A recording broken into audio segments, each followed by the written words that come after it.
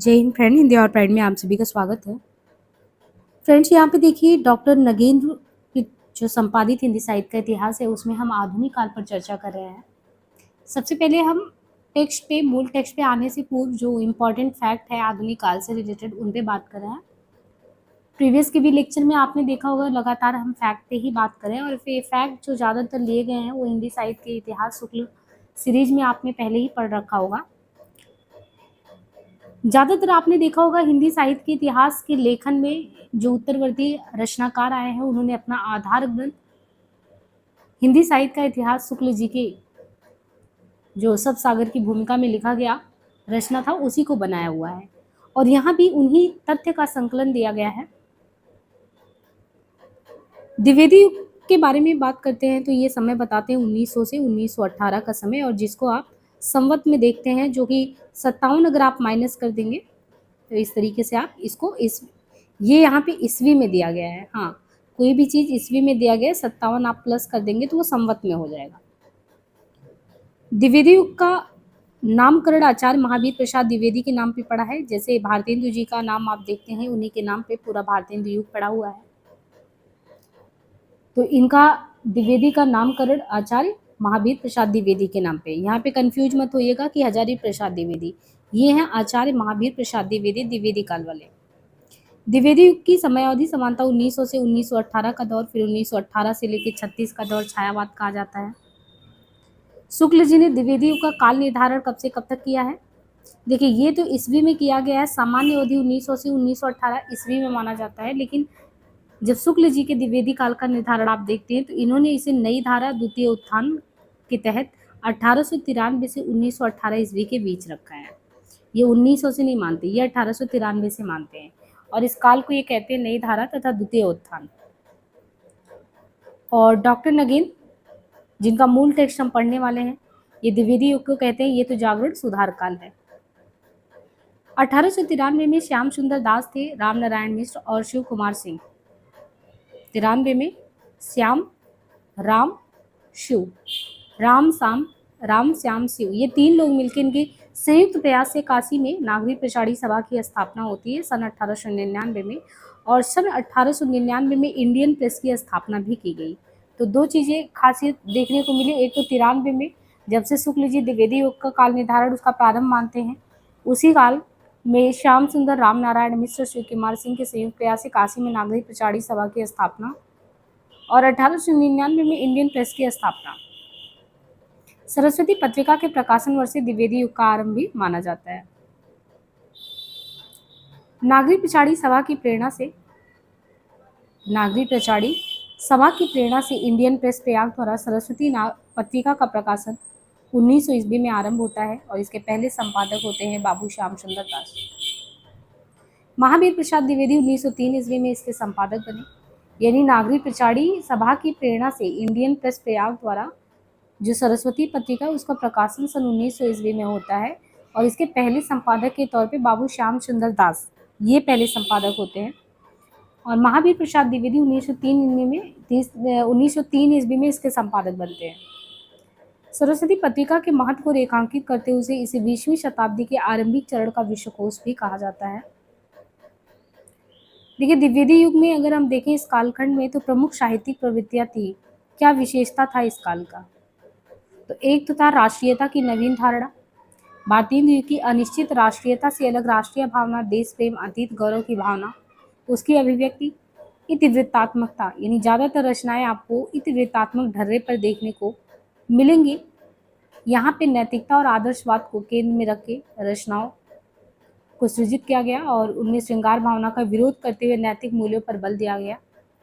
जैसे आप रीतिकाल में देखते हैं तो आप जब भारतेंदु काल में आते हैं तो राष्ट्र प्रेम की कविताएं, राष्ट्रभक्ति से ओतप्रोत चीजें देखने को मिलती। वैसे ही नैतिकता और आदर्शवाद,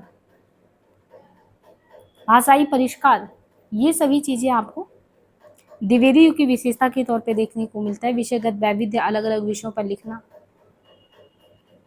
और इनमें जो प्रमुख रचनाकार आते हैं द्विवेदी युग के प्रमुख कवियों में, उनमें सबसे पहले श्रीधर पाठक का नाम दिया गया है।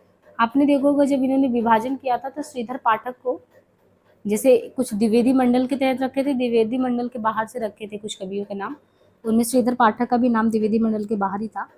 हालांकि इनका अगर जन्म काल के अनुसार देखें तो 1859 से 1928 का जो पीरियड रहा है श्रीधर जी का, इनकी रचनाओं के बारे में लगातार एग्जाम में पूछा जाता रहा है।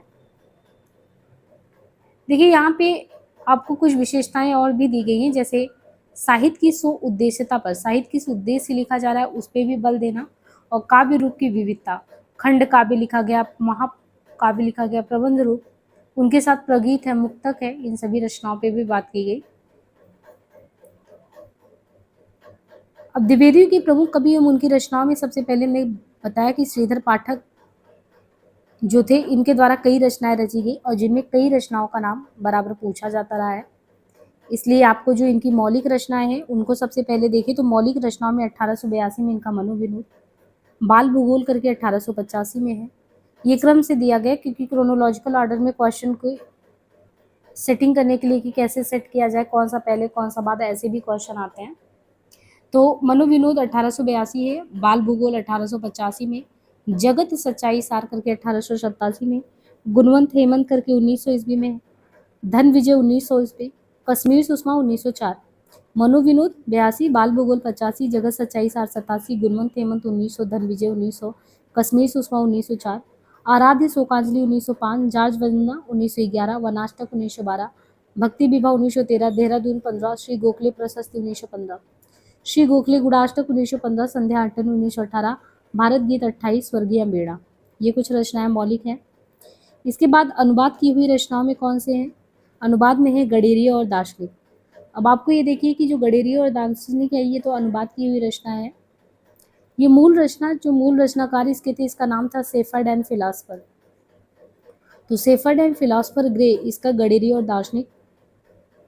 इनके अलावा ब्रज भाषा और खड़ी बोली में अनुदित रचनाओं में है ऋतु संहार कालिदास का, अनुदित अनुवाद किया हुआ रचना है ऋतु संहार। हर्मिट गोल्ड स्मिथ एकांतवासी योगी नाम से 1886 में इसका अनुवाद किया गया, हर्मिट गोल्ड स्मिथ की रचना है। अनुवाद किया गया खड़ी बोली, लावनी व ख्याल शैली में।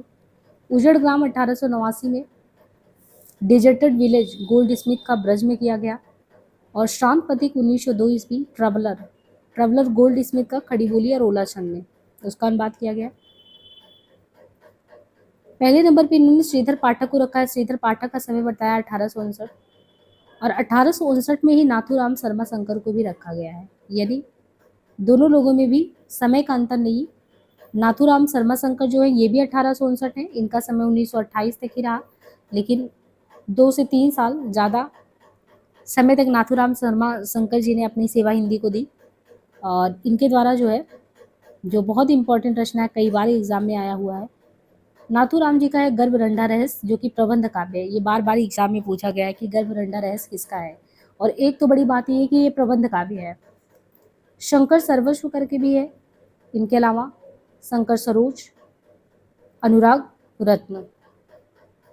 तीसरे नंबर पे देखिए इन्होंने द्विवेदी काल में 1859 में श्रीधर हो गए, 1859 में नाथूराम हो गए, और महावीर प्रसाद द्विवेदी का जो समय बताया 1864 में बताया। 1864 से 1938 का समय जो है ये महावीर प्रसाद द्विवेदी का है। मौलिक काव्य, अनुदित काव्य और आधार ग्रंथ, तीन उसमें मौलिक महावीर प्रसाद द्विवेदी को बांटा गया है कि कुछ इन्होंने मौलिक काव्य की रचनाएं की, मौलिक काव्य का सृजन किया, और कुछ अनुवाद भी किया, और कुछ जो है इनके आधार ग्रंथ हैं जिनके आधार पर इन्होंने सृजन किया कविताओं का, रचनाओं का। अब मौलिक काव्य में जैसे इनकी रचना है काव्य मंजूषा। काव्य मंजूषा मौलिक रचना है। सुमन 1923, कानिकुब्ज अबला विलाप, काव्य मंजूषा सुमन 1923, कानिकुब्ज अबला विलाप। देवी स्तुति शतक, कानिकुब्ज वलिव्रतम, कविता कलाप 1909 ईस्वी। तो काव्य मंजूषा सुमन 1923, कानिकुब्ज अबला विलाप, देवी स्तुति शतक, कानिकुब्ज वलिव्रतम, कविता कलाप 1909। ये कुछ मौलिक हैं जिनमें देवी स्तुति शतक भी पूछा गया है, काव्य मंजूषा तो कई बार आया है, कानिकुब्ज अबला विलाप, और कानिकुब्ज अबला विलाप भी कानिकुब्ज वलिव्रतम करके भी है। और जो अनुवाद किए हुए रचना है उनमें विनय विनोद, विहार वाटिका, ऋतु तरंगड़ी, गंगा लहरी। गंगा लहरी कई बार एग्जाम में आया हुआ है। तो विनय विनोद, विहार वाटिका, ऋतु तरंगड़ी, गंगा लहरी, स्नेहमाला, कुमार संभव सार, 1920 अब जैसे यहाँ पे अनुवाद किया गया काव्य और आधार ग्रंथ दोनों ही दिया है। तो विनय विनोद, विनय विनोद जो है ये आधार ग्रंथ है भर्तरी के वैराग्य शतक के दोहों का अनुवाद। विनय विनोद जो है ये भर्तरी के वैराग्य शतक का दोहों में अनुवाद किया गया है। इनके अलावा विहार वाटिका करके है, विहार वाटिका, तो विहार वाटिका है जयदेव कृत गोविंद गीत गोविंद का संक्षिप्त अनुवाद है विहार वाटिका। ऋतु तरंगड़ी रचना है कालिदास के ऋतु संहार का छाया अनुवाद है ऋतु तरंगड़ी। और गंगा लहरी या पंडित राज जगन्नाथ की रचना गंगा लहरी का सवैया छंद में अनुवाद किया गया है गंगा लहरी में। स्नेहमाला, स्नेहमाला जो रचना है ये भर्तरी कृत श्रृंगार सतर का दोहा छंद में अनुवाद है स्नेहमाला में। कुमार संभव सार 1902 में। इसके बाद देखिए श्रीधर पाठक हो गए, नाथुराम शर्मा शंकर हो गए, महावीर प्रसाद द्विवेदी हो गए। 1865 का जो कालखंड है 1865 से 1907 का समय, इसमें इन्होंने बाल मुकुंद गुप्त को रखा है और इसमें स्फुट कविता 1905 ईस्वी। इसके बाद अयोध्या सिंह उपाध्याय हरिओत 1865 से 1947। और अयोध्या सिंह उपाध्याय हरिओत की अगर रचना के बारे में बात करें तो कौन कौन सी रचनाएं इनकी हैं, जिनमें है कबीर कुंडल 1899, रसिक रहस्य 99, यानी कबीर कुंडल भी 1899 में, रसिक रहस्य भी 99 में, कृष्ण शतक 1900 में है, प्रेम प्रचन 1900 में है। तो कृष्ण और प्रेम दोनों 1900 में, प्रेमाम्बु वारिद, प्रेमाम्बु प्रसरण 1900, प्रेमाम्बु प्रवाह, प्रेमाम्बु करके वारिद भी है, प्रसरण भी है, प्रवाह भी है, तीनों ही 1900 में है। कबीर कुंडल 99 में, रसिक रहस्य 99, कृष्ण प्रेम प्रेमाम्बु प्रेमाम्बु करके 1900 में, प्रेम पुष्पहार 1904 की। इसके बाद है काव्योपवन 1909, ऋतु मुकर 1917, पद्य प्रमोद 1920। चुभते चौबते और एक चोखे चौबते हैं। तो चुभते और चोखे में अंतर ये है कि चुभते चौबते 1924 में, चौखे जो है 1932 में है। पद्य प्रसून 1925 है, उपहार 1928 है, बोलचाल 1928, रस कलश 1931, कल्पलता 1938 में, ग्राम गीत 38 में, मर्म स्पर्श 1944 में, दिव्य दोहावली 1946, हरिओ ससई 1947 में। प्रबंध काव्य के तहत प्रिय प्रवास 1914 और प्रिय प्रवास जो कि 1914 में, इसमें 17 सर्ग हैं। पारिजात 1940 ईस्वी में 15 सर्ग है। वैदेही वनवास करके 1940 ईस्वी में, इसमें 18 सर्ग है। तो ये प्रबंध काव्य है इनके द्वारा, अयोध्या उपाध्याय हरिओत के द्वारा। और प्रबंध काव्य से भी जो रचनाएं हैं बार बार पूछी जाती हैं। तो प्रबंध काव्य के तहत प्रिय प्रवास 1914 हो गया 17 सर्ग, पारिजात 1940 15 सर्ग, वैदेही वनवास 1940 ईस्वी 18 सर्ग। कितने सर्गों में विभक्त है ये भी क्रमशः पूछा जाता है। लाला भगवान दीन का नाम इसके बाद क्रम में रखा गया है और इनके बारे में है कि इनका समय 1866 से लेकर 1930 का जो समय है ये लाला भगवान दीन का है। हिंदी सबसागर के संपादक मंडल में ये भी रहे। हिंदी सबसागर वही जिनकी भूमिका हिंदी साहित्य विकास नाम से बाद में जो है शुक्ल जी ने लिखा और फिर एक पूरा इतिहास ग्रंथ ही तैयार कर दिया, जिसको 1929 में अलग से छपाया गया, जिसको हमने शुक्ल सीरीज के नाम से पढ़ा, बहुत ही इंपॉर्टेंट है वो। तो लाला भगवान जी हिंदी सबसागर के संपादक भी रहे, उस मंडल में ये भी सम्मिलित थी। 1866 इनका समय है। और लाला भगवान दीन की जो रचना है उसमें वीर नाम से जो है वीर छत्राणी, वीर बालक, वीर पंचरथ, इस तरीके से इन्होंने रचनाएं की। और रचनाओं में भी आप देखिए इन्होंने टीकाएं भी लिखी, जैसे रामचंद्रिका, कवि प्रिया, दोहावली, कवितावली, बिहारी ससई। इसमें जैसे रामचंद्रिका और कवि प्रिया ये दोनों टीकाओं की बात करें तो केसो की हम रामचंद्रिका को पढ़ते हैं और केसो की कवि प्रिया को भी पढ़ते हैं। बाकी हम दोहावली पढ़ते, कवितावली पढ़ते, तो तुलसीदास की रचनाओं में दोहावली भी है, कवितावली भी है। बिहारी ससई पे बहुत सारे लोगों ने टीका लिखा, तो उसी में जो है लाला भगवान दीन ने भी टीका लिखा है। इसके बाद जो है रामचरित उपाध्याय, तो रामचरित उपाध्याय को इन्होंने 6ठे नंबर पे रखा है। 1872 से इनका कालखंड बताया है, 1872 से 1938 का समय। और 1872 से 1938 का जो समय है रामचरित उपाध्याय जी का, इन्होंने जो रचनाएं लिखी वो राष्ट्र भारती, देवसभा, देवदूत करके इनकी जो रचना है, देवदूत 1918 में लिखा, देवी द्रौपदी करके लिखा, और भारत भक्ति 1919 में लिखा, विचित्र विवाह करके। ये इतनी रचनाएं हैं जिनमें आप देखिए इनकी जो रचनाएं हैं, रामचरित चिंतामणि प्रबंध काव्य है, सुक्ति मुक्तावली नीतिपरक काव्य है। 7वें नंबर पे जो द्विवेदी काल में रखा है इन्होंने, वो राय देवी प्रसाद पूर्ण को रखा है। देखिए 72 में रामचरित उपाध्याय थे और जस्ट उसके एक साल बाद 1873 का जो कालखंड है और 1873 से 1920 का जो समय है, उसमें जो समय है राय देवी प्रसाद पूर्ण का। और इनका जो अमलतास रचना है यहाँ पे है एक धराधर धावन करके, ये कई बार पूछा गया है। हालांकि मृत्युंजय है, स्वदेशी कुंडल है, ये भी बहुत ही इंपॉर्टेंट रचनाएं हैं। तो यहाँ पे ये जो रचना है राय देवी प्रसाद पूर्ण की, और ये सब हम द्विवेदी काल में जो रचनाकार हैं उनमें ही पढ़ रहे हैं। मृत्युंजय का टाइम जो है इनका 1904 का है, राम रावण विरोध 1906 में है, स्वदेशी कुंडल 1910 में है, अमलतास रचना है, फिर नए सन 1910 का स्वागत है, वसंत वियोग 1912 है, नवीन संवत्सर 1967, इसके बाद धराधर धावन, मेघदूत का ब्रजभाषा में पद्यबद्ध अनुवाद है। 8वें नंबर पे कामता प्रसाद गुरु 1875। कामता प्रसाद गुरु इनका भौमासुर वध ब्रजभाषा में, विनय पचासा ये भी ब्रज में है, पद्य पुष्पावली खड़ी बोली में है, शिवाजी पे लिखा, दासी रानी करके लिखा है। गिरधर शर्मा नवरत्न 1881 से 1961 का कालखंड इनका, 1881 से 1961। मातृवंदना हिंदी माघकृत शिशुपाल वध के 2 सर्गों का अनुवाद इन्होंने किया था। 10वें पे गया प्रसाद शुक्ल स्नेही 1883 से 1973, 72 का समय है। और गया प्रसाद शुक्ल स्नेही की रचनाओं में देखें तो प्रेम पचीसी है, कुसुमांजलि कई बार पूछा गया किसकी रचना है, तो ये गया प्रसाद शुक्ल स्नेही का है, कुसुमांजलि। इसके अलावा कृषक क्रंदन भी पूछा गया, राष्ट्रीय वीणा किसका है, तो शुक्ल स्नेही का प्रेम पचीसी है। देखिए प्रेम नाम से बहुत सारे लोगों ने कविताएं लिखी, बड़ा कन्फ्यूजन हो जाता है, प्रेम पचीसी करके इन्होंने स्नेही जी ने लिखा। और कुसुमांजलि है, कृषक क्रंदन है, राष्ट्रीय वीणा है। इनके अलावा त्रिशूल तरंग है, करुणा कादम्बिनी है, ये कुछ रचनाएं हैं। और 11वें नंबर पे रूप नारायण पांडे जी वन विहंगम, आश्वासन, दलित कुसुम और पराग करके 1924 में। मैथिली शरण का समय बताया 1886, तो मैथिली शरण गुप्त जो है 1886 से 1964 का समय है मैथिली शरण जी का। मैथिली शरण की गुप्त की रचनाओं के लिए सारणी देखना पड़ेगा, क्योंकि उनकी बहुत सारी रचनाएं हैं और बहुत सारे रचनाओं के बारे में बार बार पूछा भी जाता है। 1886 में मैथिली शरण गुप्त का समय और लोचन प्रसाद पांडे दोनों लोगों का है।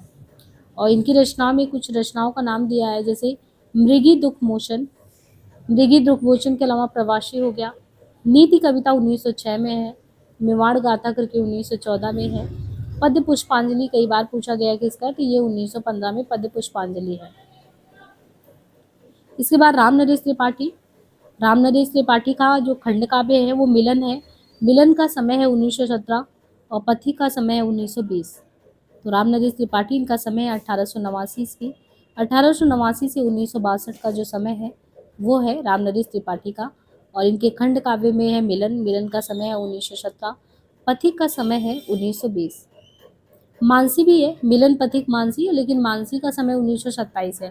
तो इन्होंने मिलन 1917 में लिखा था, इसके बाद पथिक 20 में लिखा, फिर मानसी मुटकल कविताओं का संग्रह 27 में लिखा, फिर स्वप्न 1929 में लिखा। तो ये चारों ही खंड काव्य त्रिपाठी की बहुत ही इंपॉर्टेंट है।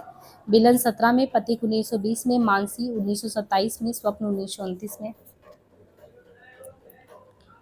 अब यहाँ पे देखिए द्विवेदी मंडल के कवि और जो द्विवेदी मंडल के बाहर और स्वच्छंदतावाद, जैसे हमने कहा था ना कि पहले ही इनको विभक्त कर दिया गया था, धाराओं में बांटा गया था। उनमें कौन से कवि ऐसे हैं जो द्विवेदी मंडल के तहत है, कौन उनसे बाहर के हैं, कौन स्वच्छंदतावादी हैं। तो द्विवेदी मंडल के कवियों में अयोध्या सिंह उपाध्याय है, महावीर प्रसाद द्विवेदी तो है ही, मैथिली शरण जी है, रामचरित उपाध्याय है, गिरिधर शर्मा नवरत्न है, लोचन प्रसाद पांडे है। अब इसमें देखिए इस तरीके से जब क्वेश्चन आएगा आपको छांटना होगा कौन से द्विवेदी मंडल के अंतर्गत है, कौन से बाहर है। तो ऐसे क्वेश्चन में बहुत ज़्यादा कंफ्यूजन भी हो जाता है कि कौन जो है द्विवेदी मंडल के कवि है, कौन इनके बाहर के कवि है, या कौन इसमें स्वच्छंदतावादी धारा के कवि हैं। तो यहाँ पे आपको ये ध्यान रखना है कि जो अयोध्या सिंह उपाध्याय हरियोध है, हरियोध जी जो है द्विवेदी मंडल के कवि है, महावीर भी है और मैथिली शरण गुप्त भी है, रामचरित उपाध्याय भी है। इनके अलावा गिरिधर शर्मा नवरत्न भी है, लोचन प्रसाद पांडे भी है। लेकिन द्विवेदी मंडल के बाहर के जो कवि है उनमें नाथूराम शर्मा शंकर, लाला भगवान दीन, तो नाथूराम शर्मा शंकर है ही। इनके अलावा लाला भगवान दीन है, राय देवी प्रसाद पूर्ण है, कामता प्रसाद गुरु है, गया प्रसाद शुक्ल स्नेही है, रूप नारायण पांडे। ये सभी जो है द्विवेदी मंडल के बाहर के हैं। नाथूराम, लाला भगवान दिन, राय देवी प्रसाद, कामता, गया प्रसाद, रूपनारायण। बाकी द्विवेदी मंडल के कवि में अयोध्या सिंह उपाध्याय, महावीर प्रसाद, नाथली, रामचरित, गिरजा शर्मा, लोचन प्रसाद। और स्वच्छंदवाद में देखिए ये इसलिए हमने कहा था कि इनको बाहर रख दिया गया था। श्रीधर पाठक है, रामनरेश त्रिपाठी, मुकुटधर पांडे, इन तीनों लोगों को जो है स्वच्छंदवादी कवि के तहत रख दिया गया। श्रीधर पाठक, रामनरेश त्रिपाठी, मुकुटधर पांडे। श्रीधर पाठक के बारे में बात करें तो श्रीधर पाठक खड़ी बोली हिंदी के पहले कवि स्वीकार किए जाते हैं। खड़ी बोली में अगर हिंदी के कोई पहले कवि है तो वो श्रीधर पाठक को समझा जाता है। साथ ही वे खड़ी बोली के पहले स्वच्छंदवादी कवि भी माने जाते हैं। सुसंदेश श्रीधर पाठक की रहस्यवादी कविता है। नाम क्या है? सुसंदेश। ये श्रीधर पाठक की रहस्यवादी कविता है। इसके बाद मनोविनोद और कश्मीर सुषमा। मनोविनोद और जो है कश्मीर सुषमा, ये श्रीधर पाठक द्वारा ब्रज में रचित काव्य ग्रंथ है। इनकी पहली काव्य रचना मनोविनोद करके है, जो 3 भागों में क्रमशः 1882 से 1905 ईस्वी तथा 12 में प्रकाशित हुआ। कश्मीर सुषमा में प्रकृति का सजीव मानवीयकरण किया गया है। भारत गीत में देश प्रेम की भावना से पूर्ण कविताएं हैं। भारत गीत में श्रीधर पाठक द्वारा खड़ी बोली में रचित प्रथम कविता है गुणवंत हेमंत तथा एकांतवास योगी खड़ी बोली का पहला पुस्तक है। इनके अलावा सांध्य अटन कृति में अगर देखें तो श्रीधर पाठक ने प्रकृति के विनाशकारी रूप का जो है चित्रण किया है। अयोध्या सिंह उपाध्याय हरिओद के द्वारा जो रचनाएं हैं उनमें है प्रिय प्रवास, जो कि खड़ी बोली का पहला महाकाव्य है। हालांकि शुक्ल ने प्रिय प्रवास को महाकाव्य नहीं माना, इसमें श्रृंगार और करुण रस की प्रधानता है। तो प्रिय प्रवास खड़ी बोली का पहला महाकाव्य। शुक्ल जी ने प्रिय प्रवास को महाकाव्य नहीं बल्कि इसमें श्रृंगार और करुण रस की प्रधानता मानी है। प्रिय प्रवास का पहला नाम क्या था? ब्रजांगना विलाप कई बार पूछा गया है। प्रिय प्रवास में प्रकृति और मानवीय भावनाएं एकाकार हुई हैं। इनमें 17 वर्ग और 7 प्रकार के छंद सम्मिलित है। अब देखिए इनमें 17 सर्ग और 7 प्रकार का जो छंद सम्मिलित है उनके नाम क्या है? मालिनी, मंदाक्रांता, वसंत तलिका, त्रुत विलंबित, शार्दुल विक्रीडित और शिखरिणी करके। रस कलश, जो कि ब्रज भाषा में लिखित रीति ग्रंथ है। क्या नाम है? रस कलश।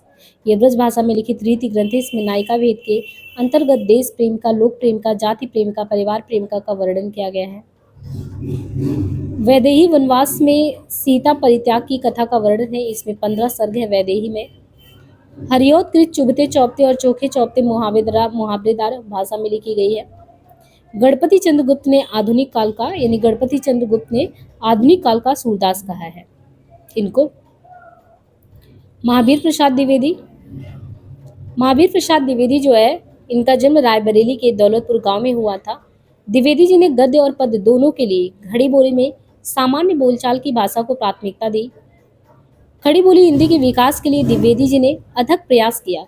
ये भाषा की शुद्धता एवं वर्तनी की एक रूपता के जबरदस्त समर्थक थे। तो महावीर प्रसाद द्विवेदी, इनका जन्म एक तो रायबरेली के दौलतपुर गांव में हुआ था।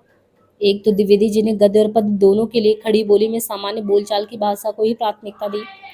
खड़ी बोली हिंदी के विकास के लिए द्विवेदी जी ने यह अथक प्रयास भी किया। और शुक्ल जी ये भी लिखते हैं कि हम पंडित महावीर प्रसाद द्विवेदी को पद्य रचना की एक प्रणाली के प्रवर्तक के रूप में पाते हैं। महावीर प्रसाद द्विवेदी के अनुदित तथा मौलिक ग्रंथों की संख्या कुल मिला के कितनी है? 80। यानी उनका अनुवाद किया हुआ और मौलिक ग्रंथ संख्या उसकी 80 के लगभग है। महावीर प्रसाद द्विवेदी ने लिखा है कि कविता का विषय मनोरंजन एवं उपदेशजनक होना चाहिए। कविता का विषय मनोरंजन एवं उपदेशजनक होना चाहिए। यमुना के किनारे केली कौतूहल का अद्भुत वर्णन बहुत हो चुका। न प्रक्रियाओं पर प्रबंध लिखने की अब कोई आवश्यकता है और न स्वीक्रियाओं के गतागत की पहेली बुझाने की। चींटी से लेकर हाथी पर्यंत, भिक्षुक से लेकर राजा पर्यंत, यानी किन किन विषयों पर कविता लिखा जा रहा है उसमें बता रहे हैं कि मनुष्य बिंदु से लेकर समुद्र पर्यंत, जल अनंत, आकाश अनंत, पृथ्वी अनंत, पर्वत सभी पर कविता हो सकती है। सर्गो नरक ठिकाना नहीं, तो सर्गो नरक ठिकाना नहीं पर महावीर प्रसाद द्विवेदी की प्रसिद्ध कविता है। यानी प्रसिद्ध कविता क्या है? सर्गो नरक ठिकाना नहीं, ये नाम है। संपत्ति शास्त्र इनकी प्रसिद्ध रचना है। ये कई बार एग्जाम में पूछा गया कि संपत्ति शास्त्र किसकी रचना है। तो संपत्ति शास्त्र जो रचना है वो है द्विवेदी जी का, जिसमें आपको अभूतपूर्व रूप से भारत के आर्थिक और राजनीतिक यथार्थ की सच्चाई, यानी यथार्थ मतलब वही सच्चाई, उसी का चित्रण हुआ है। इसके बाद हम बात करें गिरधर शर्मा। नवरत्न का। तो गिरधर शर्मा जो नवरत्न है, इनकी ख्याति जो है बांग्ला और संस्कृत की रचनाओं के हिंदी अनुवाद करने को लेकर रही है। गिरधर शर्मा नवरत्न की ख्याति जो है ये बांग्ला और संस्कृत की रचनाओं की हिंदी अनुवाद करने को लेकर रही है। गिरधर शर्मा नवरत्न ने गीतांजलि का हिंदी में तथा गोल्ड स्मिथ कृत हर्मिट का संस्कृत श्लोकों में अनुवाद किया किसने है? गिरधर शर्मा ने। गीतांजलि का हिंदी में तथा गोल्ड स्मिथ का हर्मिट का संस्कृत श्लोक में। गिरधर शर्मा नवरत्न ने माघ के शिशुपाल वध को 2 सर्गों में हिंदी माघ नाम से अनुवाद से उसको मतलब अनुवाद किया है। लोचन प्रसाद पांडे। लोचन प्रसाद पांडे जो है उनको ही उनकी साहित्यिक सेवाओं के फलस्वरूप काव्य विनोद तथा साहित्य वाचस्पति की उपाधियां प्राप्त हुई। किसको? लोचन प्रसाद पांडे को। उनकी, क्योंकि लोचन प्रसाद जी ने जो भी अपने साहित्य में सेवा दिया उस साहित्य की सेवा के फलस्वरूप कहा जाता है कि काव्य विनोद तथा साहित्य वाचस्पति की उपाधियां इनको प्राप्त हुई। लोचन प्रसाद पांडे ने चित्तौड़ के भीमसेन के स्वत्व त्याग की कथा नंदास की रास पंचाध्यायी के ढंग पर लिखी। लोचन प्रसाद कृत मृखी दुख मोचन से इनका पशुओं के प्रति लगाव स्पष्ट देखा जा सकता है। आगे नाथूराम शर्मा शंकर। नाथूराम शर्मा शंकर ने राजा रवि वर्मा के चित्रों के आधार पर कई कविताएं लिखी। किनके? नाथूराम शर्मा शंकर ने जो है राजा रवि वर्मा के चित्रों के आधार पर कई कविताएं लिखी। नाथूराम शर्मा शंकर तत्कालीन कवि सम्मेलन में कविता कामिनी कांत, भारतेंदु प्रगेंदु, साहित्य सुधाकर आदि उपाधियों से नवाजे गए।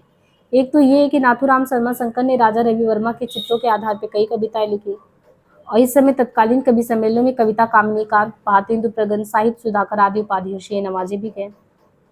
नाथूराम शर्मा शंकर द्वारा रचित गर्भरंडा रहस्य में विधवाओं की बुरी स्थिति तथा देव मंदिरों के दुराचार का वर्णन है।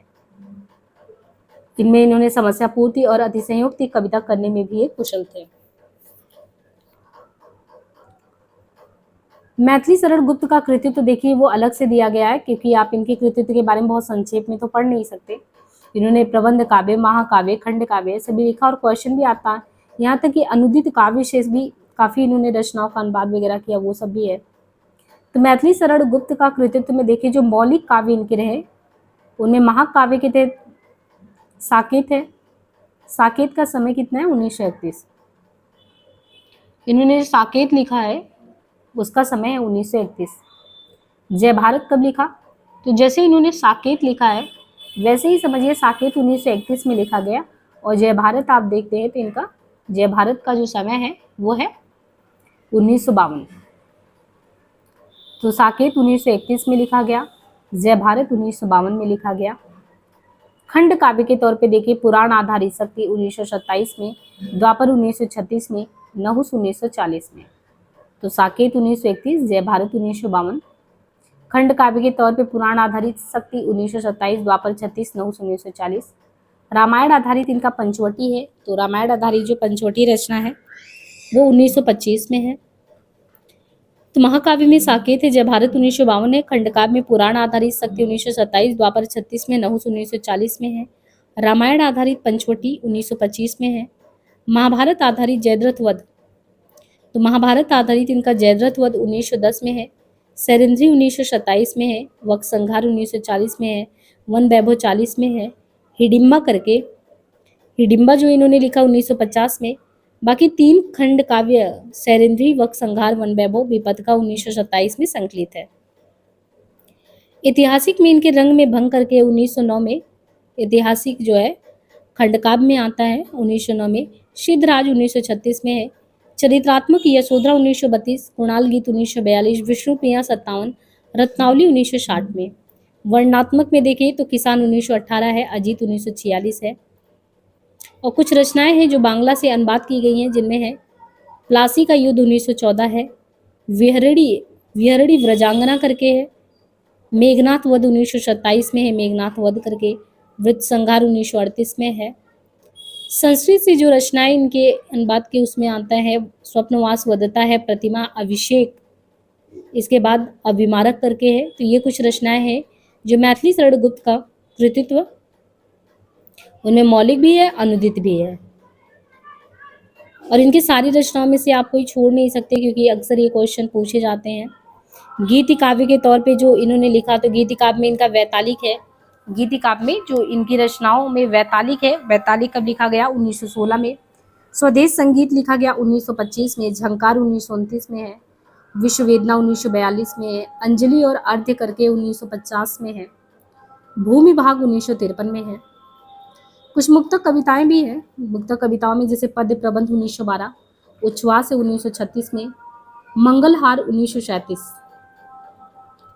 तो पद्य प्रबंध 1912, उच्छ्वास 1936, मंगलहार 37, आस्वाद 1938, स्वास्थ्य और संकेत 1983, राष्ट्रवादी 1986, निबद्ध काव्य विवरण शैली में भारत भारती 1912 में, हिंदू 1925, राजा प्रजा 1956, कथा आधारित निबंध काव्य में पत्रावली 1916, बिकट भट्ट 1928, गुरुकुल 1928, अर्जुन और विसर्जन, काबा और करबला करके 1946 है, प्रदीक्षिणा 1950, युद्ध कविश्री 1955, पद्य नाट्य में तिलोत्तमा 1915, चंद्रहास पूछा गया है 1916 में है, पद्य नाट्य है, अनघ 1925 में अनघ करके है, पृथ्वीपुत्र 1950, जैनी 1950, दियोदास लीला आर्य 1925 में। अब देखिए, क्योंकि हमने मैथिली शरण गुप्त की सारी रचनाओं को देखा, अब मैथिली शरण गुप्त को आधुनिक युग का तुलसी माना जाता है। जैसे हम भक्ति काल में तुलसी को देखते हैं, कैसे वो पूरा एक कालखंड ही जो है राम भक्ति काव्य का तुलसी जी को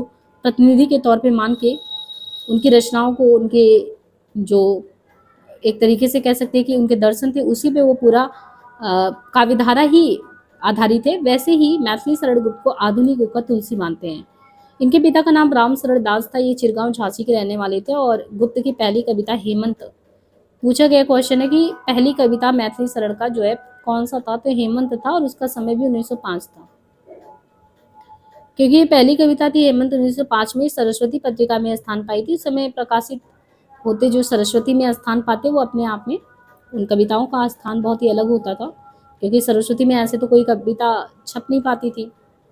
तो मैथिली शरण का हेमंत जो 1905 है, वो भी सरस्वती में स्थान पाया था। और आरंभिक रचनाओं में इनके वैश्वकारक जो आरंभिक रचनाएं होती थी, वैश्वकारक नामक पत्र में भी प्रकाशित होती थी।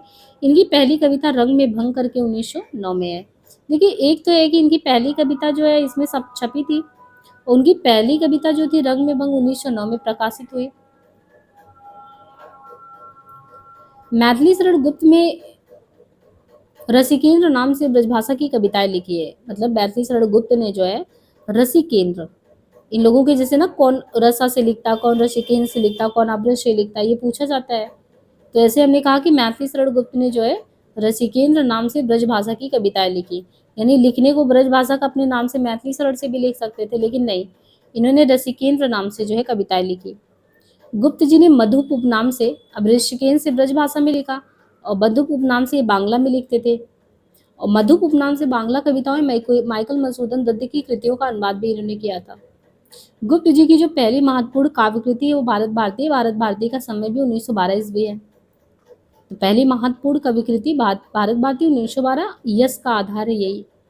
भारत भारती के समय में आचार्य शुक्ल ने लिखा है, पहले हिंदी प्रेमियों का सबसे अधिक ध्यान खींचने वाली पुस्तक है कोई तो भारत भारती ही है,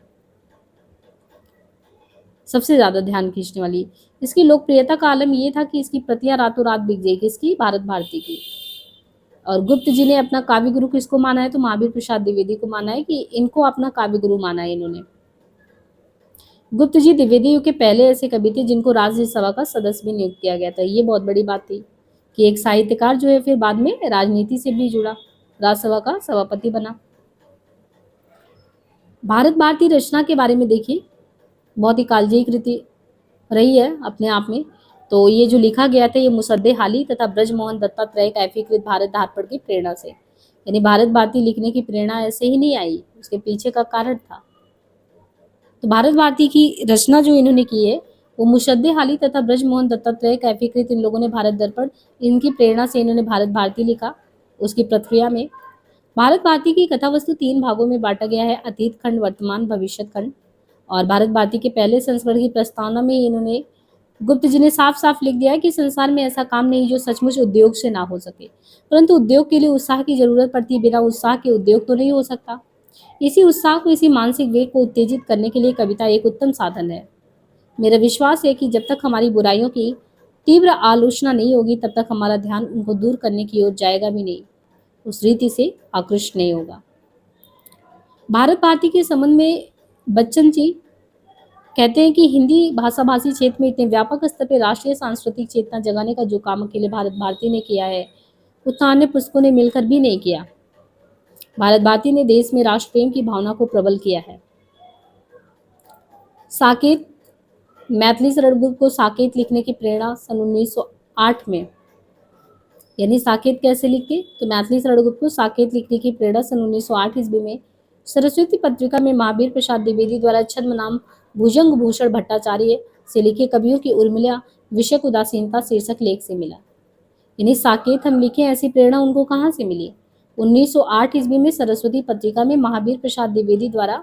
यानी ये समझिए कि साकेत लिखने की प्रेरणा ये हुआ कि 1908 में इनको सरस्वती पत्रिका में द्विवेदी जी ने छद्मनाम भूषण भट्टाचार्य से एक लेख लिखा था। उसका विषय वस्तु था कवियों की उर्मिला विषयक उदासीनता। और जब इन्होंने ये पढ़ा तो इन्हें लगा कि सही बात है, पूरे कालखंड में देखें तो जितना जो है राम सीता का वर्णन हुआ है, उर्मिला ने इतना त्याग किया, उनके लक्ष्मण साथ भी नहीं गए, और उन्होंने जिस तरीके से एक जीवन कह सकते हैं त्यागमय जीवन को बिताया अयोध्या में रहकर, तो उस पर भी लोगों को ध्यान देना चाहिए। उनकी तो उपेक्षा की गई, तब जाके इन्होंने भी साकेत लिखा।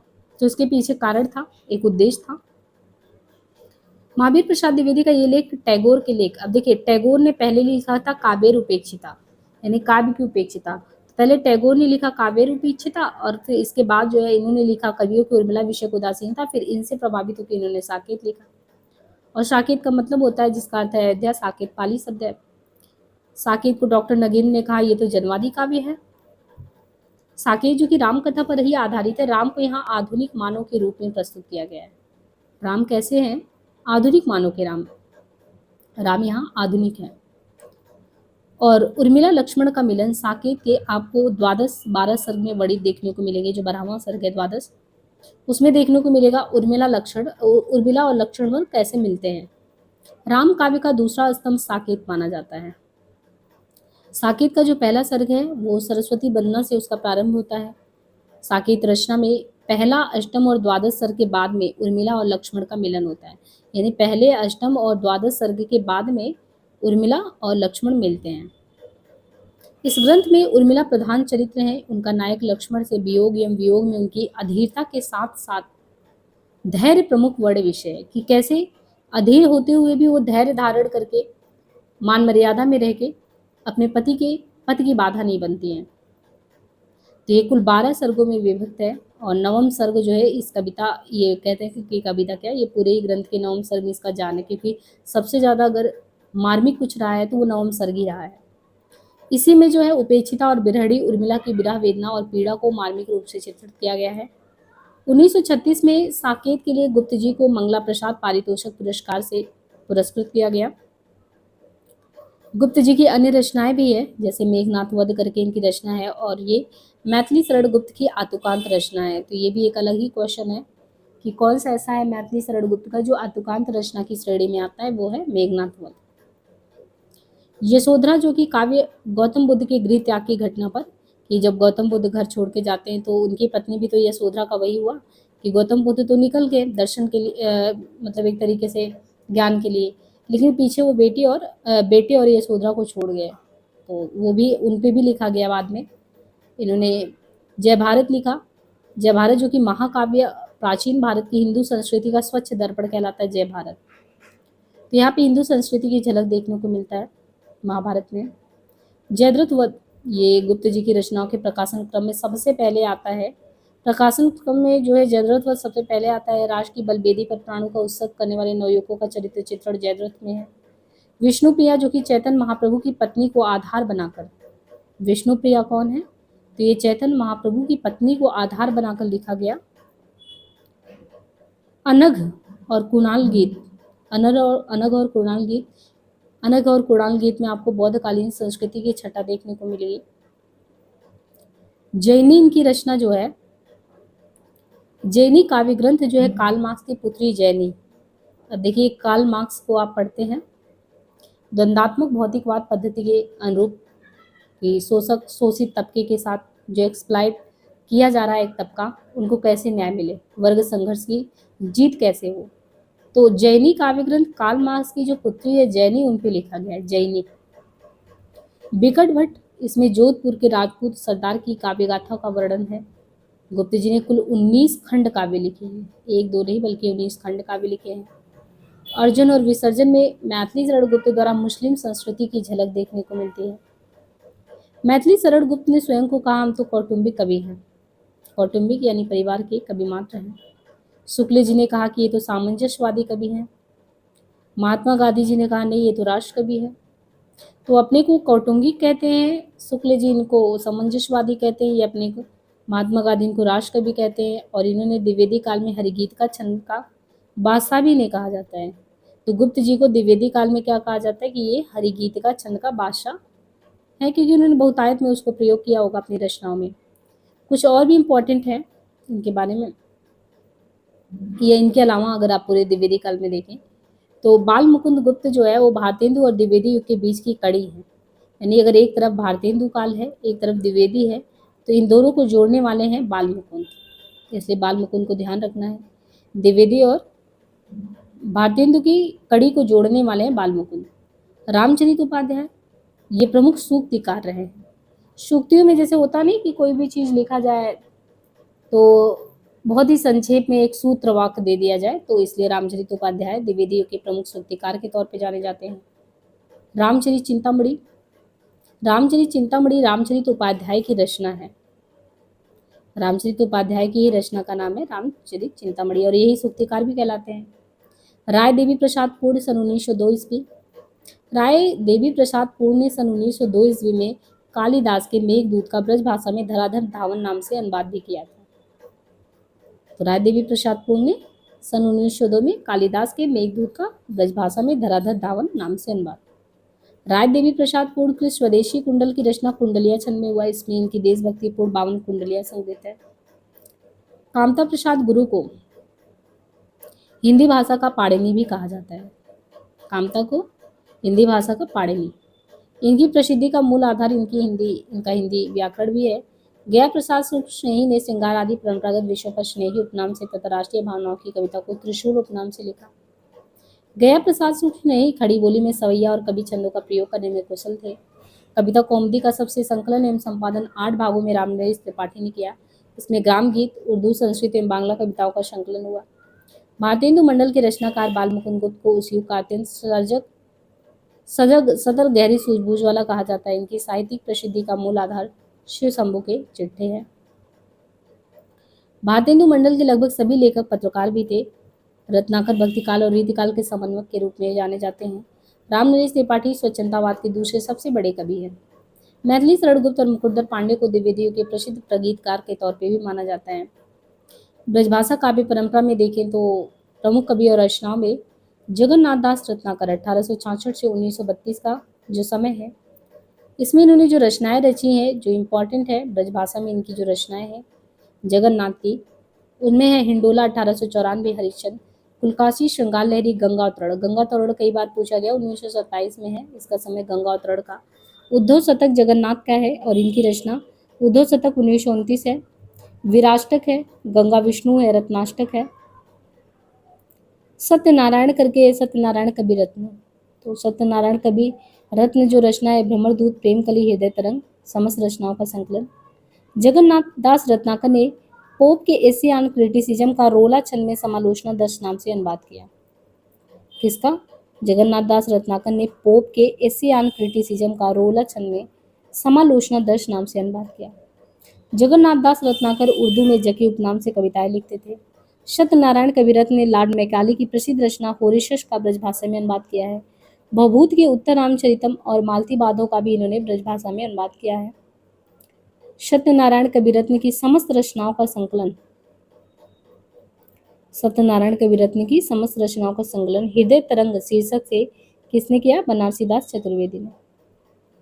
द्विवेदी युग की इतिवृत्तात्मक शैली के विरुद्ध छायावाद का आरंभ माना जाता है कि जो द्विवेदी युग है ये इतिवृत्तात्मक शैली में लिखते हैं, तो इनके विरुद्ध छायावाद का शुरुआत माना जाता है। देखिए द्विवेदी युगीन महत्वपूर्ण कवि और उनके महाकाव्य में कौन कौन से आते हैं, तो उनमें द्वारका प्रसाद मिश्र कृष्णायन महाकाव्य है, खंड काव्य नहीं है बल्कि महाकाव्य है कृष्णायन।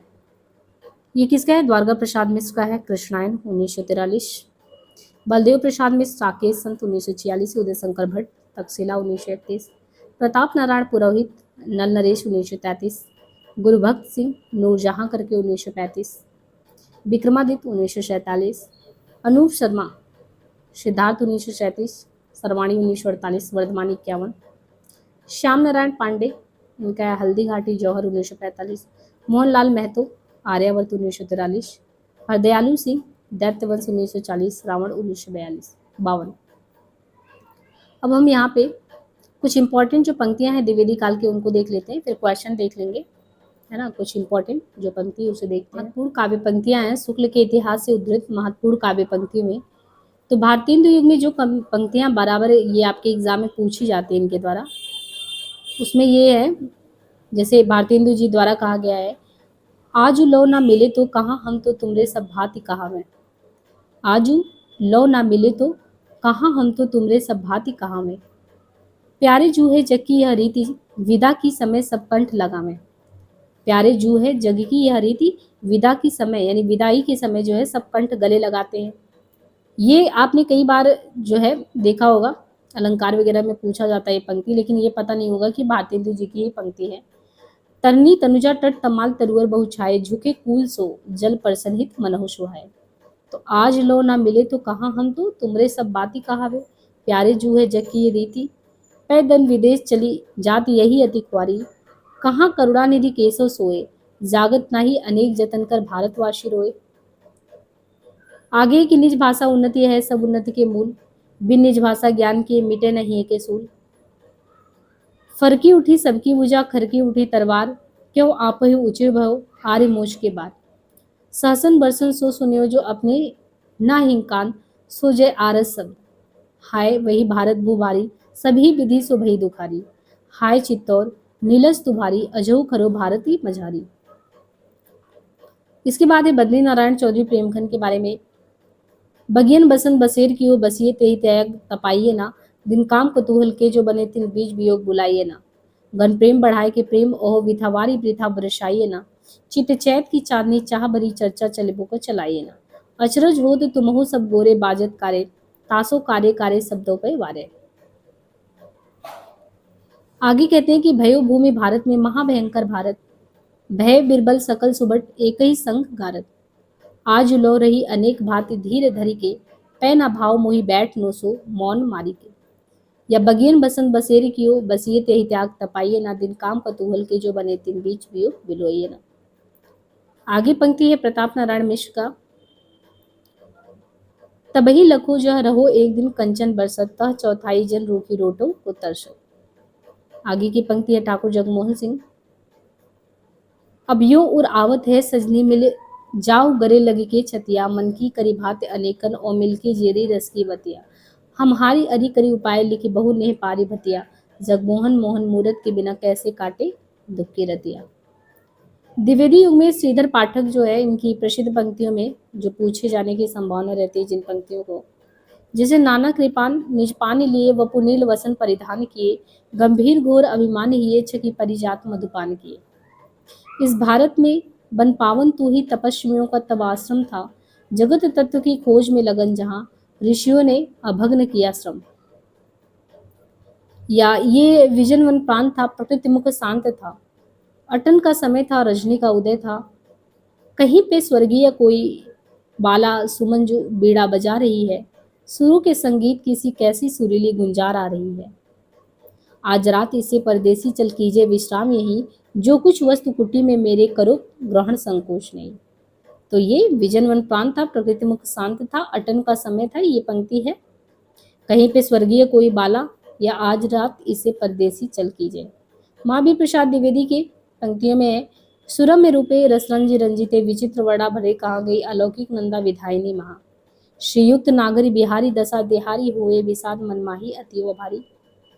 अयोध्या सिंह उपाध्याय हरिओत की पंक्ति है, क्यों पले पीस कर किसी को तू है बहुत पॉलिसी बुरी तेरी, हम रहे चाहते पटाना ही पेट तुझसे पटी नहीं मेरी। रूप उद्योन प्रफुल्ल प्राय कलिका रागेंदु बिंबनना, तनवंगी कला हासनी सोरसिका। चार डग हमने भरे तो क्या किया है पड़ा मैदान कोसों का भी।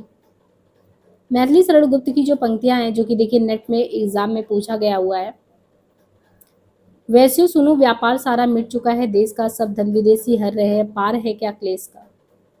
निकल रही है डार से आ ताक रहे सब तेरी राह। गया प्रसाद शुक्ल स्नेही का है, तू है गगन विस्तीर्ण तो मैं एक तारा क्षुद्र हूँ। जगन्नाथ दास रत्नाकर का है, कान दूत कह दो ब्रह्मदूत है पधारे आप, धारे प्रण फेरन को मति ब्रजवारी की। सत्यनारायण कविरत्न की पंक्तियां हैं। लखी वा सुषमा जाल लाल निजबीन नदरानी, हरी सुधी उमड़ी घुमड़ी तन उर अते कुलानी। कौने भेजो दूध पूछ सो विथा सुनावे, बातन में बहराई जाके ताको यही लावे।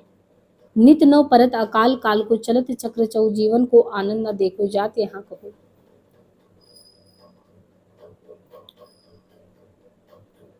जे तजी मातृभूमि सो ममता होरा प्रवासी, तिन विदेशी संग करत है विद्या खासी।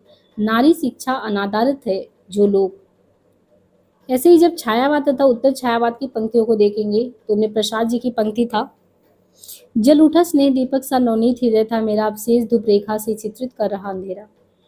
ले चल वहां बुलावा देकर मेरे नाविक धीरे धीरे, जिस निर्जन में सागर लहरी, अंबर के कानों में गहरी, निश्चल प्रेम कथा कहती हो तेज कलोहल, तज कोलाहल की अवनी रे। श्रम विश्राम क्षितिज बेला से, जहां सृजन करते मेला से, अमर जागरण उषा नयन से, बिखराती हो ज्योति घनी रे। बीती बिभावरी जागरी, अंबर पनघट डुबो रही, तारा घट उषा नागरी। खकुलकुल को सा बोल रहा, किसले का अंचल डोल रहा, लो ये लतिका भी भराई, मधुमुकुल नवल रस गागरी। ये अभिनव मानव प्रजा सृष्टि, द्वैता में लगी निरंतर ही, वर्णों की करती रही वृष्टि। ये 2013 में क्वेश्चन आया प्रसाद जी का। ये अभिनव मानव प्रजा सृष्टि, द्वैता में लगी निरंतर ही, वर्णों की करती रही वृष्टि। बिखरी अलके जो तर्क जाल, ये तो आप तुरंत पहचान गए होंगे, कामायनी की पंक्तियां हैं। पंत जी का है कि प्रथम रश्मि का आना रंगनी, तूने कैसे पहचाना, कहाँ कहाँ ये बाल बिहंगी, पाया तूने ये गाना। फिर परियों के बच्चों से हम सुबह सीप के पंख पसारे, समुद्र तैरते सुचि ज्योत्सना में, पकड़ इंद्र के मारे सुकुमारे। लक्ष्य अलक्षित चरण तुम्हारे, चिन्ह निरंतर छोड़ रहे हैं जग के विशत वनस्थल पर, दूर उन खेतों के उस पार जहां तक गई नील झंकार। सूर्यकांत त्रिपाठी निराला का है कि यमन के तीर पर प्रथम था आया जब सौंदर्य, श्रोत सौंदर्य का, वीचियों कलरव सुख चुंबित प्रणय का था मधुर आकर्षण में, मजना वेद मृदु फूटता सागर में। कुछ अन्य इतिहास ग्रंथों से भी महत्वपूर्ण पंक्तियां ली गई हैं, जिन्हें हम यहीं पे देख लेते हैं। जैसे भारतेंदु युग से, भारतेंदु हरिश्चंद्र जी से जो पंक्तियां ली गई है, मेरे तो साधन एक ही हैं, जगनंद लला वृषभानु दुलारी। प्यारे त्यारे निहारे बिना अखिया दुखी नहीं मानती, ये भारतेंदु जी की पंक्ति है। सिसुताई अजो न गई तमते, तव जोबन ज्योति बहारो लगे, मुंह जब लागे तब नहीं छूटे, जाति मान धन सब कुछ लूटे, पागल करे मुही करे खराब, क्यों सखी साजन नहीं शराब। है उर्दू हाय हाय, क्या सिधारी हाय हाय। सभा में दोस्तों बंदर की आमाद आमाद है, गधे और फूलों के अफसर की आमाद आमद है। भीतर भीतर सब रस चूसे, हंस हंस के तन मन धन मूसे, जाहिर बातन में अति तेज, क्योंकि सखी साजन नहीं अंग्रेज। रसा महवे फसाहा दोस्त क्या दुश्मन भी हैं सारे, जमाने में तेरे तर्जे सूखने की यादगारी है। श्री राधा माधव युगल चरण रस का अपने को मस्त बना, पी प्याला भर भर कर कुछ इस समय का भी देख मजा। रोहू सब मिले आओ भारत भाई, हा हा भारत दुर्दशा न देखी जाई। रहे क्यों एक म्यान असी दोए, रहे क्यों एक म्यान में असी दोए, जिन नैनन में हरि रस छायो, ते क्यों भावे कोय। सखा प्यारे कृष्ण के गुलाम राधा रानी के। ये बहुत इंपॉर्टेंट पंक्तियां हैं, ये सभी भी एग्जाम में आए होंगे, ये इंपॉर्टेंट है, तो अलग साहित्य इतिहास के ग्रंथ से दी गई पंक्तियां हैं। बद्री नारायण चौधरी प्रेमगन का है, निर्धन दिन दिन होत है, भारत भू सब भांति, ताही बचाई न को सकत, निज भुज बुद्धि बल कांति। धन्य भूमि भारत सब रत्नानी की उपजावनी है। तो ये पूछा गया है, इसका है धन्य भूमि भारत सब रत्नानी की उपजावनी है। बाकी निर्धन दिन दिन होत है, भारत भू सब भांति, ताही बचाओ न को सकत, निज भुज बुद्ध बल कांति। तो ये उसी पे है उस समय की जो स्थितियां थी कि किस तरीके से हमारे यहाँ का दिन प्रतिदिन धन जो है बाहरी सत्ता ले ही जा रही थी। प्रताप नारायण मिश्र की पंक्तियां हैं कि यह बयार तबे बदलेगी कछु पपीहा जब पूछे पीहू कहाँ है। अभी देखिए क्या दशा देश की हो, बदलता है रंग आसमां कैसे कैसे। आगे है, जग जाने इंग्लिश हमें वाड़ी वस्त्र ही जो बदे मिटे वदन कर श्याम का जन्म सुफल तब होए। चाहू साचो निज कल्याण तो सब मिली भारत संतान जपो निरंतर एक जवान हिंदी हिंदू हिंदुस्तान। हिंदी हिंदू हिंदुस्तान का नारा भी प्रताप जी ने दिया था। पढ़ी कमाई कीनो कहाँ हरे देश कलेश जैसे कांता घर रहे तैसे रहे विदेश। आगे की पंक्ति में नून तेल लकड़ी घासों पर टिकस लग जाए चना चिरौजी मोल मिले जहाँ दीनम प्रजा कहे। कौन करे जो नहीं कसकत सुनी विपत बाल विधवन की विधवा बिल पे नित धेनु कटे को लागत हाय गुहार नहीं। हमारे भारतवासी पे अब दीन दयाल दया कीजिए सर्वेशु लिए जात अंग्रेज हम केवल लेक्चर के थे। ठाकुर जगमोहन कुलकानी तज गुरु लोगन में बसिके सब बेन कुबैन सा सब छोड़ी तुम्हें हम पायो अहो तुम छोड़ी हमें कहाँ पायो कहाँ। पहाड़ अपार कैलाश से कोटिन ऊंची शिखा लगी अंबर चूम निहारत दृढ़ भ्रम बगिया गिरिजात उतंगता ऊपर झूम। राधा चरण गोस्वामी का है कि हमारा उत्तम भारत देश। राधा कृष्णदास का है जो बिस्या संतन तजी तही मुड़ लपटाती। द्विवेदी युग में देखें तो श्रीधर पाठक हैं। श्रीधर पाठक की देखे पंक्तियां तो निज भाषा बोलो लिखो पढ़ो गुनो सब लोग करो सकल बिस्यन भी से निज भाषा उपजो। बंदनी वो देश जहाँ के देसी निज अभिमानी हो बंधोता में बदे परस्पर परता के अज्ञानी हो। जगत है सच्चा तनिक न कच्चा समझो बच्चा इश्क का भेद। प्रकृति यहाँ एकांत बैठी निज रूप सवारती पल पल पलटती भेद छनिक छवि छिन छिन धारती। लिखो न करो लेखनी बन श्रीधर सम सब कवि स्वच्छंद। महावीर प्रसाद द्विवेदी की पंक्तियां हैं। तुम ही अन्नदाता भारत के सचमुच बैलराज महाराज बिना तुम्हारे हो जाते हम दाना दाना को मोहताज। भैंसी भावनी के तब सेवा लागे करण पढ़ावेगा छूटी बटुअन दो दुहा इन हाथन धार न कबू दुहत मा टूटी। सारी प्रजा निफर दीन दुखी जहाँ है कर्तव्य क्या ना कुछ भी तुझको वहाँ है। अयोध्या सिंह उपाध्याय हरिओत का देखे तो दिवस का अवसान समीप था गगन था कुछ लोहित हो चला तरुषिका प्रति राज थी कमल ने कुल बल्लभ की सी प्रभा। उपल वृष्टि हुई तमसा छा गया पट गई ये वही कंकर पास। मैथिली से लड़का है अबला जीवन हाय तुम्हारी यही कहानी आंचल में है दूध और आंखों में पानी। यशोधरा से सखी वे मुझसे कहकर जाते कह क्या वो मुझको अपनी पद बाधा ही पाते। चारूचंद की चंचल किरणें खेल रही जलथल में स्वच्छ चांदनी छिटक रही औनी अंबर तल में। नारी पर नर का कितना अत्याचार है लगता है विद्रोह माथी अब उसका प्रतिकार है। ये विष्णु प्रिया से पंक्ति है कि नारी पर नर का कितना अत्याचार है लगता है विद्रोह मातृ अब उसका प्रतिकार है। अधिकार खोकर बैठना ये महादुष्कर्म है न्यायार्थ अपने बंधु को भी दंड देना धर्म है। ये पंक्तियां जयद्रथ वध से लिया गया है। वही मनुष्य है जो मनुष्य के लिए मरे धरती हिलकर नींद भगा दे ब्रजनाथ से व्योम जगा दे देव और कुछ लाग लगा दे। ये नेट जुलाई 2016 में आया क्वेश्चन भी है। नाथुराम शर्मा संकट पंक्ति है देशभक्त वीरों मरने से नेक नहीं डरना होगा प्राणों का बलिदान देश की बेदी पर करना होगा। बहुत इंपॉर्टेंट ये पंक्ति है नाथुराम शर्मा की कि देशभक्त वीरों मरने से एक नेक नहीं डरना होगा प्राणों का बलिदान देश की बेदी पर करना होगा। भड़क भुला दो भूतकाल की सजिए वर्तमान के साथ फैशन फेर इंडिया भर के गोरे गांठ बने ब्रजराज। छड़ीधार छैल छबीले बनो रंगीले रसीले फवीले बनो न चूको भले भोग भोगी बनो किसी बेड़नी के वियोगी बनो। संकर नदी नद नदी सन के नीरन की भाप बन अंबर ते ऊंची चढ़ जाएगी।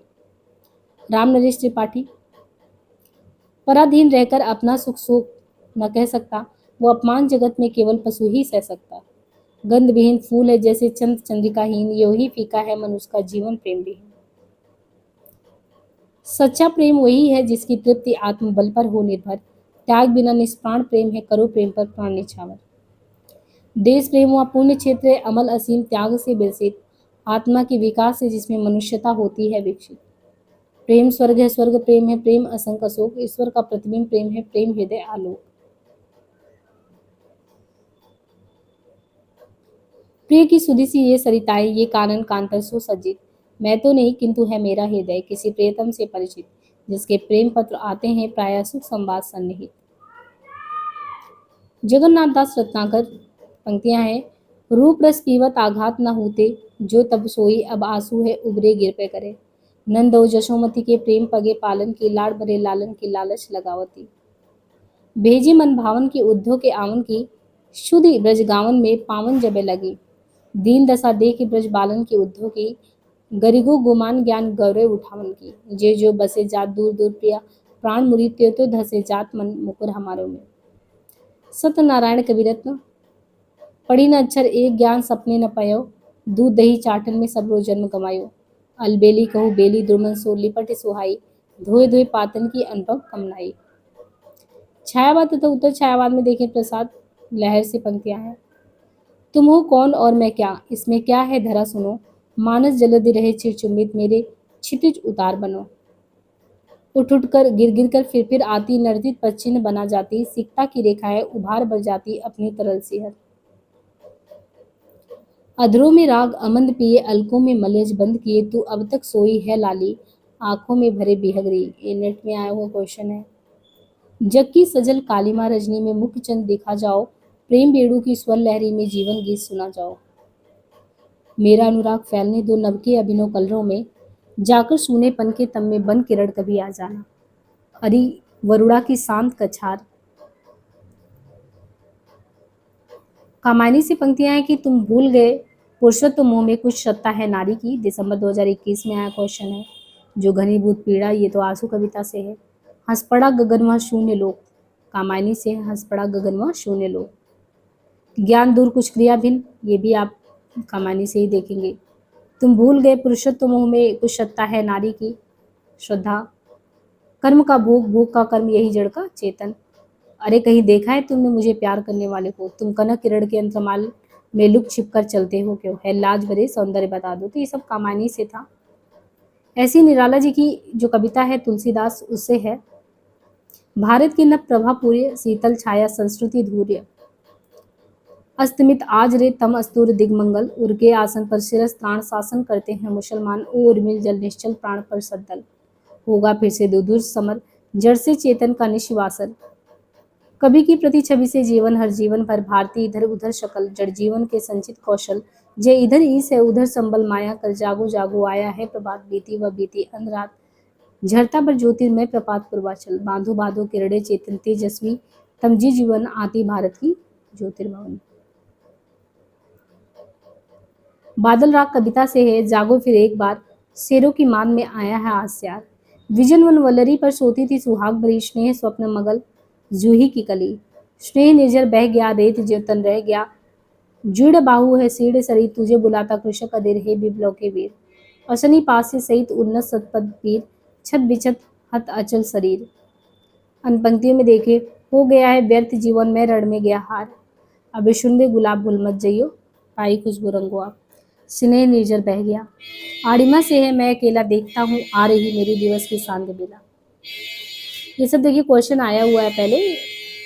पेट पीठ दोनों मिलकर है एक, भिक्षुक से प्रिय के हाथ लगायो, जागी ऐसी मैं सो गई अभागी, हरे प्यारे को सेज पास नम्र मुख हंसी खिली, खेल रंग प्यारे संग, धिक धाय तुम यो अनाहुत, धो दिया श्रेष्ठ कुल धर्म धूत, राम के नहीं काम के सूत कहलाए, दुखी जीवन की कथा रही, आप अपने से उगा मैं। तो ये कुकुर मुत्ता से है, मैं ही वसंत का अग्रदूत, ये भी क्वेश्चन आया हुआ है। प्रिय स्वतंत्र रहो अमृत रहो, या होगी जय करके, ये भी है। सुमित्रा नंदन पंत की कुछ पंक्तियों को दिया गया है। वियोगी होगा पहला कभी आज से उपजा होगा, कई बार ये एग्जाम में पूछा गया है किसका है। छोड़ ध्रुवों की मृद छाया, तोड़ प्रकृति से भी माया, तुम्हारे छूने में था प्राण संग में पावन। तो इन्होंने प्रकृति का बहुत अच्छे से वर्णन किया है, तो प्रकृति को ही केंद्र बना के इन्होंने जो है कविताएं लिखी है ज्यादा। अरुण अधरों का पल्लव प्रात मोतियों सा हिलता, हिमदास सुंदर है बेहद सुमन सुंदर, मानो तुम सबसे सुंदरतम, तुम मोहन कर सको जन मन में मेरे विचार, वाणी मेरी चाहिए तुम्हें क्या अलंकार, धूलि की ढेरी में अनजान छिपे हैं मेरे मधुमय गान, सैकत सैया पर दुख धवल तनवंगी गंगा, ग्रीष्म विरल लेटी है श्रांत क्लांत निश्चल, तापस बाला गंगा निर्मल, इस धारा सही जग का क्रम शाश्वत, इस जीवन का उद्गम, दुर्झरो जगत के जीर्ण पद हे, स्वस्थ ध्वस्त हे शुष्क शृण, हिमताप शीत पितवात भूतवाद, उस धरा स्वर्ग के लिए मात्र शोपान, तुम धुआरे काजर कारे हम ही बिकरारे बादल। परिवर्तन से पंक्तियां ली गई हैं कि मिलन के पल केवल दो चार बिरह के कल्पपार, अर्थ विवृति जगन पर तरुण सत्य के सिर धरे लेटी थी वो दामनी सी रुचि और कलेवर, अरुण अधरों का पल्लव प्रात मोतियों सा हिलता हिम आस, महादेवी वर्मा का है मिलन का मत नाम लो, मैं विरह में चिर हूँ। मधुर मधुर मेरे दीपक जल, मैं नीर भरी दुखी बदली, सजनी मधुर निजत्व दे, नैन में जिसके जलद वह त्रिषित चातक हूँ, शलभ जिसके प्राण में। तो ये महादेवी वर्मा जी की पंक्तियां हैं। पर शेष नहीं होगी ये मेरे प्राणों की क्रीड़ा, तुमको पीड़ा में ढूंढा, तुमको ढूंढूंगी पीड़ा, तुम में ही ढूंढूंगी पीड़ा, जो तुम आ जाते एक बार, कितनी करुणा कितने संदेश पथ में बिजाते बन पड़ा, क्या पूजा क्या अर्चन रे, उस असीम का सुंदर मंदिर मेरे लघुतम जीवन रे। बीन भी हूँ मैं तुम्हारी रागनी भी हूँ, दूर हूँ तुमसे अखंड सुहागनी भी हूँ, विश्व का क्रंदन भुला देगी मधुप की मधुप गुनगुन, वे मुस्काते फूल नहीं जिनको आता है मुरझाना, धूप सा तन दीप सा मैं, मोम सा दन खुल चुका, अब दीप सा मन जल चुका। शांत गीत से पंक्तियां हैं। सिंधु की निसीमता पर लघु लहर का लाश कैसा, दीप लघु सिर पर धरे आलोक का आकाश कैसा, क्या अमरों का लोक मिलेगा तेरी करुणा का उपहार, रहने दो हे देव, मैं दिन को ढूंढ रही हूँ जुगनू की उजियाले में, ये मंदिर का दीप इसे नीरव जलने दो। बालकृष्ण शर्मा नबील। हो जाने दो गर्क नशे में, मत पड़ने दो फर्क नशे में, कभी कुछ ऐसी तान सुनाओ, हम निकेतन हम अनिकेतन हम तो रमते, राम हमारा क्या घर कैसा वेतन, है बलि देवी सखे प्रज्वलित मांग रही ईंधन छड़ छड़, ओ भीख मंगे अरे पराजित, ओ मल्लुराम अरे चिरदोहित। हरिवंश बच्चन जी का है, मिट्टी का तन मस्ती का मन क्षण भर जीवन मेरा परिचय, इस पार प्रिय मधु है तुम उस पार न जाने क्या होगा, है आज भरा जीवन मुझ में, है आज भरा मेरी गागर, तीर पर कैसे रुकूं मैं, हो जाए ना पथ में रात कहीं, जीवन में जो कुछ बचता है उसका भी है कुछ आकर्षण, है अंधेरी रात पर। दिनकर जी की पंक्तियां हैं। हटो व्योम के मेघ पंथ से स्वर्ग लूटने हम आते हैं, दूध दूध हो बस तुम्हारा दूध खोजने आते हैं, कर पाता यदि मुक्त हृदय को मस्तक के शासन से, उतर पकड़ता बाहदली की मंत्री के आसन से, फावड़े और हल राजदंड बनने को, धूसरता सोने से श्रृंगार सजाती, दो राह समय की रथ का घर करना। कौन कहता है बापू शत्रु थे विज्ञान के, वे मनुष्य मात्र इतनी बात कहते हैं, श्वानों को मिलता दूध भात, मैं उनका आदर्श जो व्यथा ना खोल सकेंगे, बैठे हुए सुखद आतन में मृग रोमंथन करते हैं। प्रकृतिवाद में देखिए केदारनाथ अग्रवाल, काटो काटो काटो कर भी मारो मारो हर्षियां करके है, डंका बजा गांव के भीतर सब चमार हो गए इकट्ठा, एक उठा बोला दहाड़ कर, हम 50 है पर हाथ 100% है, 100 हाथों से एक का फला बहुत बड़ा है, हम पहाड़ को भी उखाड़ सकते हैं। ये सब देखिए प्रगतिवाद से ओतप्रोत जो है, उनकी जो प्रगतिशील विचार धारा है उनसे ओतप्रोत कविताएं हैं। आज का लेखन आग के अंगूठों के क्रांतिकारी कतार का बंदूकमार का लेखन है, एक बीते के बराबर ये हरा टेना चना, बाधे मुरैठा शीश पर छोटे गुलाबी फूल का सज कर खड़ा है, चढ़ी पेड़ महुआ थपाथप मचाया गिरिधम से, फिर उसे भी झकोरा किया कान में को, उतर कर भागी में हरे खेत पहुंची, वहां गेहूं में लहर खूब थी, तेज धार का कर्मठ पानी चट्टानों के ऊपर चढ़कर मार रहा है घूंसे कसकर, तो ये भी है। चली गई है कोई श्यामा आंख बचाकर नदी नहाकर, काप रहा अब तक व्याकुल निकल नील जल। केदारनाथ अग्रवाल जी की पंक्तियां हैं। आओ बैठे पास पास हम हास और परिहास करें, एक दूसरे को निहार कर जीने का अभ्यास करें, हे मेरी तुम नितांत मौन किंतु सार्थक और सजीव, कर्म से कृतित्व की सूर्याभिमुखी अभिव्यक्ति, मृत पर जीवन की जय की घोषणा। हम जिए ना जिए दोस्त, तुम जियो एक नौजवान की तरह, खेत में झूम रहे धान की तरह, हम जिए ना जिए दोस्त, तुम जियो अजय इंसान की तरह, मरण के इस रण में आमरण आकर्कड़ तनी कमान की तरह। मैंने उसको जब जब देखा लोहा देखा, लोहे जैसे तपते देखा, गलते देखा, ढलते देखा, धूप चमकती है चांदी की साड़ी पहने, कविता यूं ही बन जाती है बिना बनाए, क्योंकि हृदय में तड़प रही है याद तुम्हारी, माझी ना बजाओ वंशी मेरा प्रण टूटता है, बाप बेटा बेचता है भूख से बेहाल होकर, धन धीरज प्राण खो रहा है। नागार्जुन जी की पंक्तियां हैं। कालिंजर का चौड़ा सीना वह भी तुम हो, ग्राम वधु की दबी हुई कजरारी चितवन वह भी तुम हो, याद आते स्वजन जिनकी स्नेह से भीगी अमृत में आंखें, अमृति विहंगम का कभी थकने न देती पांखें, कर गई चाक तिमिर का सीना, जोत की फांक ये तुम थी, मौलश्री के ढेर ढेर के ताजे टटके फूल, अपनी गंवई पगडंडी की चंदन वड़ी धूल, कैसे लिखूं शांत की कविता, अमन चैन को कैसे कड़ियों में बांधूं, मैं दरिद्र हूँ पुस्त पुस्त की ये दरिद्रा, कटहल के छिलके जैसी खुरदरी जीभ से, कई दिनों तक चूल्हा रोया चक्की रही उदास, जन जन में जो ऊर्जा भर दे, मैं उद्गाता उस रवि का हूँ, 5 पूत भारत माता के, देश दुश्मन था खूंखार, गोली खाकर एक मर गया बाकी रह गई 4, अमल दवल तो सब नागार्जुन जी की पंक्तियां हैं। बोलो तुम केवल 5 मिनट, चुप रहे आदमी 10,000। बस 5 मिनट। खादी ने मलमल से चुपचाप साठगांठ कर डाली है, बिड़ला टाटा डाल मियाँ के 30 दिन दिवाली है। श्वेत श्याम रत्नार रखिया निहार के, सिंडिकेटी प्राभुओं की पगधूरी झाड़ के, लौटे हैं दिल्ली से कल टिकट मार के। 10,000 10 लाख मरे, पर झंडा ऊंचा रहे हमारा। व्यक्ति व्यक्ति के मंदिर में विद्यमान हो, निबिड़ तिमिर में देव तुम ही जाज्वल्यमान हो। जनगण मन अधिनायक जय हे, प्रजा विचित तुम्हारी है, भूख भूख चिल्लाने वाली अशुभ अमंगलकारी है। वे पत्थर जोड़ रहे हैं, तुम सपने जोड़ रहे हो। त्रिलोचन जी की पंक्तियां हैं। उठा हुआ सिर, चौड़ी छाती, लंबी बाहें, सदे कदम, तेजी वे टेढ़ी मेढ़ी राहें। जीवन इसका जो कुछ है पथ पर बिखरा है, तब तब कर हो भट्टी में सोना निखरा है। साम्यवाद के पथ में लीड किया करते हैं, मानवता का पोस्टर देख लगे रेंगने। फूल नाम है एक इनका कविता संग्रह, उनमें से है।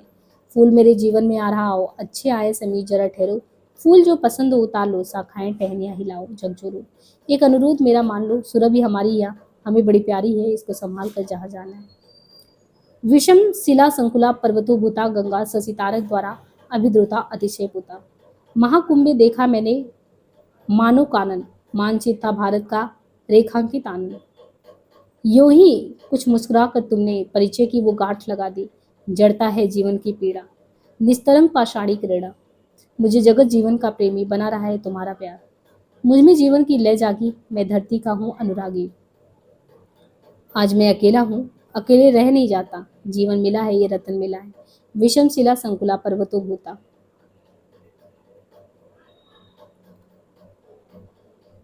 अज्ञे जी की रचनाओं से भी कुछ पंक्तियां यहाँ पे दी गई हैं। तो यहाँ पे आप देखिए कि काफ़ी पंक्तियां हैं, तो हम कुछ पंक्ति जो है वो नेक्स्ट उसमें ले लेंगे, नहीं तो काफ़ी ज़्यादा जो है एक ही में बहुत ज़्यादा हो जाएगा।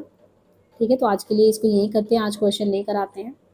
अभी तो ये आधुनिक काल चलता ही रहेगा, तो आधुनिक काल की और भी पंक्तियां हम, क्योंकि अभी तो हम यहाँ पे जो करा रहे हो उसमें हमने द्विवेदी युग को ही खत्म किया है, तो हम नेक्स्ट वो देखेंगे।